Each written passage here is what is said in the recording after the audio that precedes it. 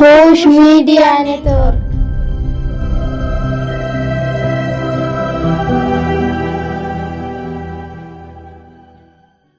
Haga ammaatti namoonni 12,000 ta'an yeroo qabaman 827 kacaalan du'aniiru. Italiin dhibee haalaan ishee yaaddesse kana to'achuuf sochiiwwan hawaasaa fi dhaabbileen hedduun akka cufaman murteessiteetti. Biyyoonni corona virusiin daran hubaman walduraa duubaan Chaayinaa, Italii, Iraan, Kooriyaa Kibbaa, Firaansii fi Ispeenidha. Addunyaa irratti haga ammaatti namoonni 128 ol corona virusiin qabaman yoo ta'u, kanneen 4,718 ta'an ammoo du'aniiru.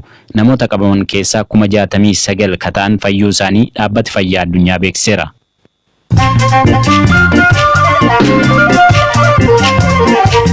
Gabaasa oolmaa paarlaamaatti deebina amma oduun gaggabaaboon isinitti hima. Ministeerri muummee Kanaadaa Justin Trudeau koronaa vaayirasiin qabamuu hin oolu sodaa jedhuun adda of baasuu isaanii waajjirri isaanii mirkaneesse. Haati warraa isaanii Sophie Gregory Trudeau mallattoon dhukkubichaa xixiqqaa irratti mul'achuu kan eegale roobii kaleessaa erga UK'tii deebi'anii booda ture. Vaayirasichi irra jiraachuun qoratamaa kan jiru yoo ta'u hanga bu'aan qorannoo baramutti abbaa warraa ishee ministeera muummee Justin Trudeau waliin adda of baasanii mana turuuf murteessanii jiru. Eertiraan daawwattoota Xaaliyaanii, Kooriyaa Kibbaa, Chaayinaa fi Iraan irraa biyya ishee seenan addatti akka tursiiftu beeksiste.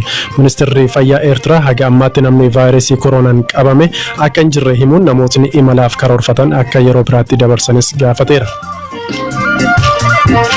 Ministeerri fayyaa Keeniyaa dhiiga lammiileen Keeniyaa gumaachan seeraan ala gara Somaaliyaatti daddabarfamaa jira jedhamee qorachaa akka jiru hime. Qorannaan kun dhaabbatni baankii dhiigaa mootummaa yakka kana keessatti hirmaateera jedhamuun kan jalqabame yoo ta'u biyyatti hanqinni dhiigaa yeroo dheeraa mudateera. Kanaanis namootni hedduun adabamu akkan oolletu eegama. Pireezidaantiin Tanzaaniyaa miseensi paartii mormituu hiriira seeraan ala waameera jedhamuun namoota biroo 8 waliin hidhameef adabbii irratti darbe doolaara 16,500 kaffalan. Miseensonni erga doolaara 100,000 ol walitti qabanii fi namootni 3 biroon gadhiifamanii ture. Walumaa gala adabbiin namoota 9 irratti darbe kaffaltii doolaara 1,150ti. Gara gabaasa ittaanutti ceenee jira. Manni maree bakka bu'oota uummataa Itiyoophiyaa walgahii idilee har'a gaggeessee muudama garaagaraa raggaasiseera. Aadde Adaanech Abeebee abbaa alangaa federaalaa ta'uu yoo muudaman Dr. Liyaa Taaddasaa immoo ministeera fayyaa ta'uun muudamaniiru. Dhimmi wal falmisiisaa ta'e garuu gorsaa ministeera muummee Abiy Ahmed Diyaaqoon Daani'el Kibrat muudama boordii miidiyaa mootummaaf dhiyaachuu isaaniiti. Diyaaqoon Daani'el adoolessa bara 2018 irraa eegalee miseensa boordii dhaabbata pireesii Itiyoophiyaa ta'uun tajaajilaa turan. Miseensi paarlaamaa Dr. Gammadoo Daalee dabalatee miseensonni kaan mormii irratti kaasanii jiru. Kaan ammoo uummata isaa mufachiisuu karaa uummata mufachiisneen tajaajiluu qaba jechuun dubbataniiru. ኦባንግ ሲቪውም ላይ የተገለጸውን ነገር ላይ ምንም ትልም የተባለ ኦባንግ ላልችሴ ዋን ኢብሰም irratti sadarkaan barnoota isaa hin ibsamne haa ta'u malee paartii kamirraayyuu bilisa kan jedhu ibsameera. Kun ibsa sirrii miti. Muudama namoota kaan irratti ulaagaan akkasii yoom ibsame wantoota hin barbaachisne akkasii osoo dhiisne isaan lammii Itoophiyaa taanaan rakkoon qabu. Diyaaqoon Daani'el Kibrat galmeen namoota akka muudamaniif nuuf ergame irratti hin argine asitti yeroo nuuf dubbifamuun dhagaye.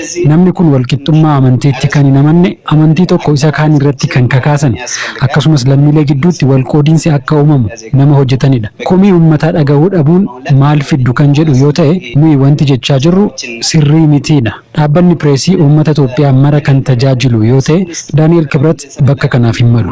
ዳንኤል ክብረት ለዚህ ቦታ አይገባም።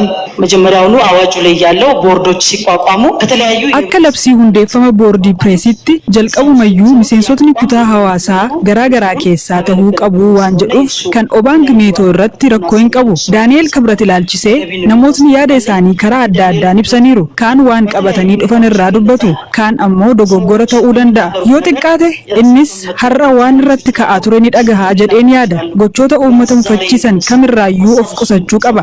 Muudama namootaa ilaalchisee ergamtoonni koo maaliif naaf hin muudamne kan jedhuun qofa osoo hin taane namni kamiyyuu hojii isaan muudamuu qaba ilaalcha jedhuun qaba. በስራና በስራ ብቻ እንዴት መሾም አለባቸው በሚለው ተንተርሰን መስራት አለብን። Sagalee Diyaaqoon Daani'el Kibrat irratti kennameen 148 yeroo deeggaran 126 mormaniiru.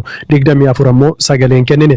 Miseensonni paartii TPLF irraa dhufan paartiin badhaadhinaa bu'uura seeraa hin qabu jechuun muudama dhiyaate irratti mormii dhageessisaniiru. Paartii seera qabeessa hin taaneen paartiin uummatni Tigraay bakka buufate dhiibameera jechuun komatan. ብዙ ጊዜ እንዳቋም ስናነሳ ወይም ሳነሳ በደም አይደለም። yeroo baay'ee yeroo yaada kaasnu dhiigaan miti yaadotni jedhanii ka'u. Nuyis yeroo yaada kaasnu dhiigaan osoo hin taane qajeelfamaanidha. Nuyi amma namni Tigraay as jira kan jedhu miti. Jaallatames jibbames uummata Tigraayin bakka buufamee kan jiru TPLFidha. Kanaaf ammoo dhaabbata seera qabeessa miti jedhee namni mormii kaasee hin jiru. Uummatni Tigraay fi TPLF dhiibamaa kan jiru paartii seera qabeessa hin taaneenidha ejjennu jedhu qabna. Yoo xiqqaate paartiin badhaadhinaa hin filatamne. Kanaafuu ji'oota 4 yookiin 5 booda filamuu fi filamuu dhabuu isaa kan ilaallu ta'a malee hanga ammaatti garuu seeraan uummata Tigraay bakka bu'ee kan jiru TPLFidha. Kanaafuu kana moggaatti dhiibuu jechuun uummata Tigraayin dhiibuu jechuudha. Kan jechaa jirru qaamni seera qabeessa ta'e kan seera qabeessa hin taaneen dhiibameera kan jedhudha. እየተገፋ ነው እያልን ያለነውና miseensi paarlaamaa biraa paartii badhaadhinaa irraa yaada miseensota TPLF kana mormaniiru. Muudama ilaalchisee yeroo paartiin badhaadhinaa hundaa'u labsiidhaan daddabarsi aangoo sagalee caalmaan ragga'eeraa jedhan ergaa mo'amanii haala kanaan kaasuun sirrii miti jechuun dubbatan. ስልጣንም ሌላውም ነገር እንዴት እንደሚተላለፍ ይታወቃል። ግን ዓላማው aangoon haala akkamiin akka kennamu labsii taa'ee jiruunis ni beekama. Kaayyoon isaa garuu odeeffannoo dogoggoraa uummataaf dabarsuufidha.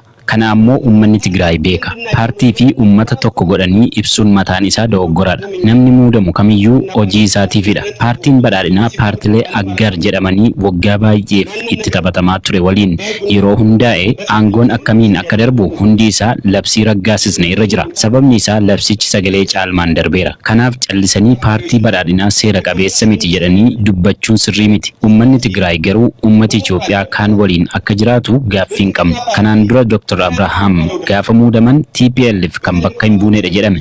Har'as haaluma akkasiiti. Kun ilaalchi garaagaraa akka hin adeemsifamne daangessuudha. እንዳይራመድ መገደብ ማለት ነው በራሱ ትርጉሙ።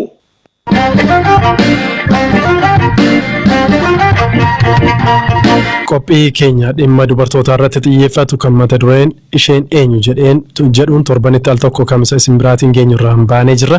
Har'aaf kan qabanne hojjettuu Yuunivarsiitii Wallaggaa kan ta'an Dr. Haliimaa Jibriil jedhamu. Dr. Haliimaan godina Wallagga Bahaanaa Giddaa Ayyaana magaalaa Ayyaanaatti dhalatan. Barnoota sadarkaa tokkoffaa fi lammaffaas achumattidha kan isaan baratan. Bu'aa bayii jireenyaa barnoota waliin mataatti jabaachuu kan jalqabde ammoo wayitaa kutaa 5ffaatti dirqisiifamuun heerumsiifaman ture. Mudannoo fi muuxannoo jireenya isaanii haala kanaan nuuf qoodaniiru. Manni barumsaa ani itti baradhe mana barumsaa Giddaa Moodelii jedhamti. Kutaa 5 reefuu darbee osoo hin jiru gaa'ilaaf akkam barbaadame gaafa haasa'amu miira baay'ee nama gaddisiisu natti dhaga'ame ture. Kutaa 6 osuma bo'uun xumuree qorameetu qabxinnaa dhufiin ture kan inni eeru. Fedhii koo malee jechuudha. Ani yoo ta'uu baate gaa'ila sanan diigaadha yaadi koo malee mana barnootaatti deebisanii erga yaada jedhu hin jiru ture.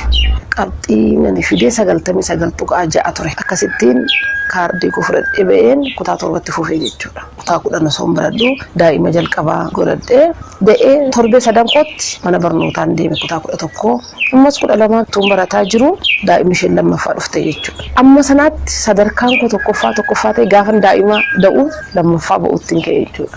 Achumaan kutaa 12 maatirikii fudhadhee bara sanatti egaa qabxiin baay'ee mi'aa ture. Dippiloomaa fiduun mataansa baay'ee ulfaataa ture. Dippiloomaa fideetan kolleejjii gale. Gaafan kolleejjii seenu mucaan goshee lammaffaa mucaa ji'a 6 turte. Mucaa sana harmoomarraa dhiisiseen harmee kootti kenneen barnoota kootti fufee jechuudha.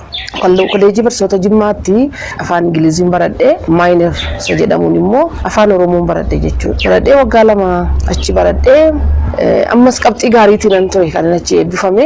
Daa'ima 2 dhiisee deeme.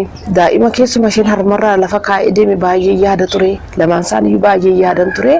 Sanuma keessaan garuu 3 ol fidee ture kan inni eebbifame. Akkuma eebbifameen mana barnoomsaa Shaambuu sadarkaa lammaffaa kutaa 9 kutaa 10 jedhaman waggaa 2 achi barsiisee digirii koo barachuudhaaf yuunivarsiitii Baardaaran argadhe jechuudha barnoota gannaatiin. Baadaar yuunivarsiitiitti ammas afaan Ingiliziin baradhee afaan Ingilizii akka meejeriitti afaan Amaaraa akka maayineriitti ganna 5 erga baradhee booda ammas qabxii gaariitiinan eebbisamee ba'ee digirii lammaffaa barachuudhaaf yuunivarsiitii Finfinneen argadhe. Yuunivarsiitii Finfinneetti immoo kan inni baradhe afaan Oromoodha ture. Afaan Oromoof ogbarru digirii lammaffaa koo eebbifamee ammas qabxii gaariitiin eebbifameen ture. qorannoon koo qabxiin qorannoo koos gaarii ture. Dorgomtoota hedduu keessaa yuunivarsiitii Wallaggaatti qaxarame jechuudha. Akka lakkoofsa biyya kanaatti bara 2008 jechuudha akka kan faranjiitti bara sanaan qaxarame. Yuunivarsiitii kana 2001 muummee afaan Oromoof ogbarruutti qaxarameen nan barsiisaa nan gorsaa dabalataanis hojii garaagaraa nan hojjedhan ture. Akkuma yuunivarsiitii kana ramadameen yeroo ji'a 2-3 Push Media Network.